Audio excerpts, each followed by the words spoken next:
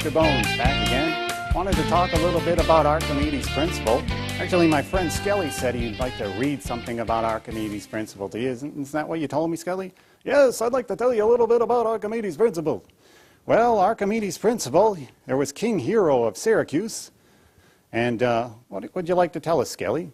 Well, King Hero of Syracuse wanted to turn his gold into a gold crown. So he gave the gold to his jeweler and said, "Turn my gold into a gold crown." Well, what happened? I thought there was a problem there.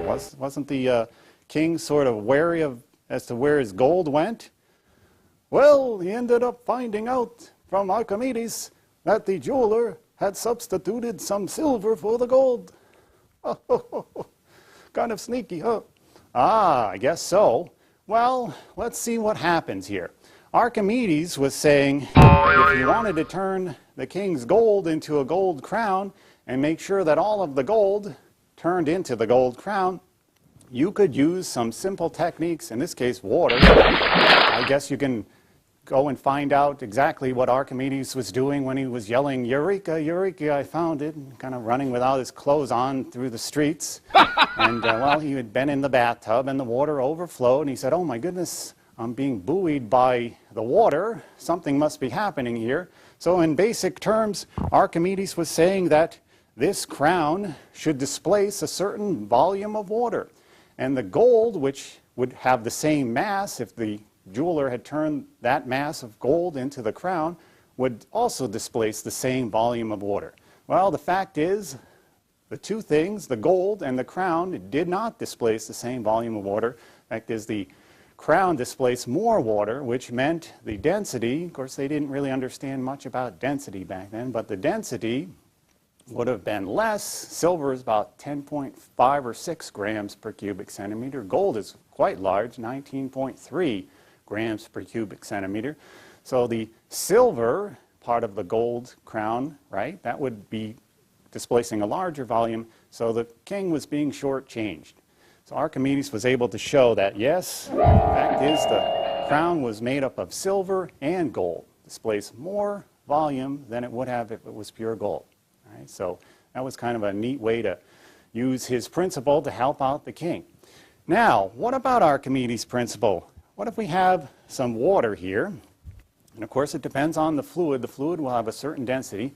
And I've got a clay ball and another clay ball, approximately the same mass for the both of them. The average density of this clay ball is greater than the density of the liquid, in this case water. And the buoyant force, which acts up, we've got a couple of vectors here. We've talked about using vectors before. So you've got the mass of the ball, that's acting down, right? But you've got the buoyant force of the liquid acting up. The two are going to be interacting with each other. You're going to displace a certain weight of the fluid, right? Whether it sinks or not, you're going to be having a buoyant force. We talked about the pressure of the liquid increasing as you go down. So for example, got my ruler here. Take my ruler and I say that the pressure lower in the fluid is greater and higher in the fluid is lower, right? So pressure lower here, pressure higher here. The buoyant force is going to be greater, right? Pressure on the bottom is going to be greater, pressure at the top lower, so it's going to be pushing up, pushing up. So that's the buoyant force. Now, again, average density of the ball, larger than the water, falls to the bottom like a rock. Again, another one, falls to the bottom like a rock. But what if I had taken that ball, and here we've got a little mass here that I turn about the same size mass into a canoe. Here the average density will be less than the water because it's mostly air.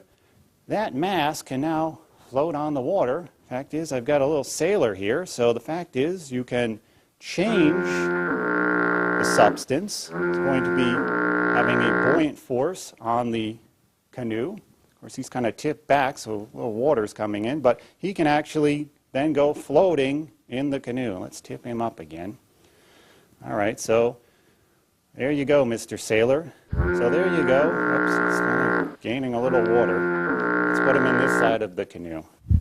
All right, so that same mass can be changed into a different shape. Has a buoyant force pushing up, weight pushing down. but its average density is lower than that of the fluid, so it floats in the water. So thank you, Archimedes. Skelly, would you like to say thank you, Archimedes? Thank you, Archimedes. See you in the next segment. Dr. Bose, Skelly. Take care.